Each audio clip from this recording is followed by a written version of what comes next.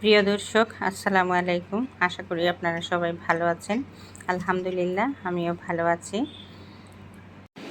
মহান আল্লাহ যেন আমাদের সবাইকে সবসময় ভালো রাখেন, এই দুয়াই করি।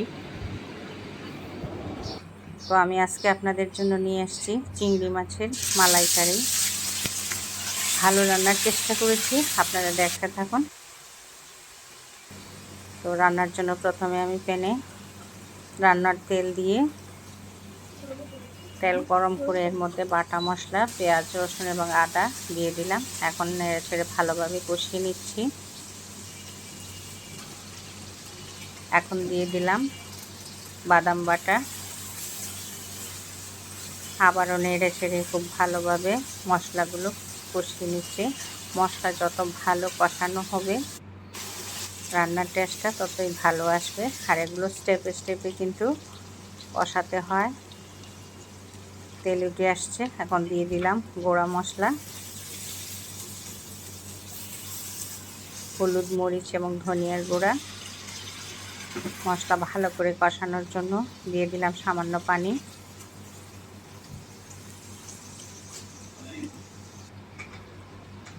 মশলাটা কষানো হয়ে গেছে। এখন আমি আগের থেকে কেটে ধুয়ে পরিষ্কার করে রাখা চিংড়ি মাছগুলো দিয়ে দিলাম স্বাদ মতো লবণ।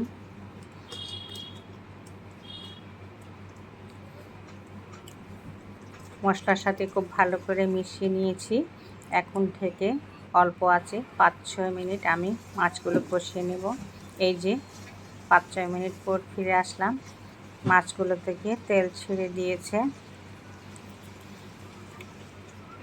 এখন দিয়ে দিলাম টক দই।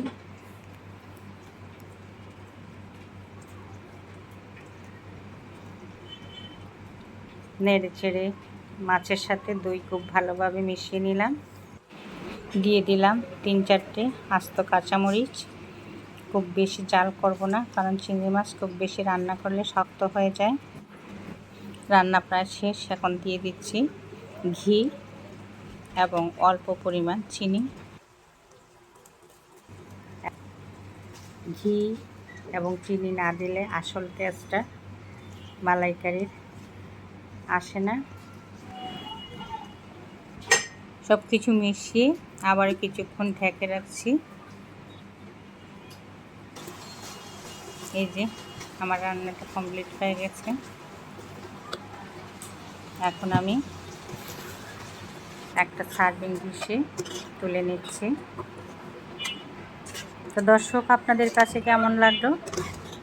যদি ভালো লাগে তো লাইক, কমেন্ট এবং শেয়ার করে দেবেন।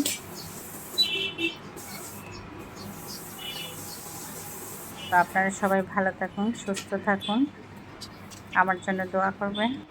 সবাইকে শুভেচ্ছা জানিয়ে আজকে এ পর্যন্তই। আসসালামু আলাইকুম, আল্লাহ হাফেজ।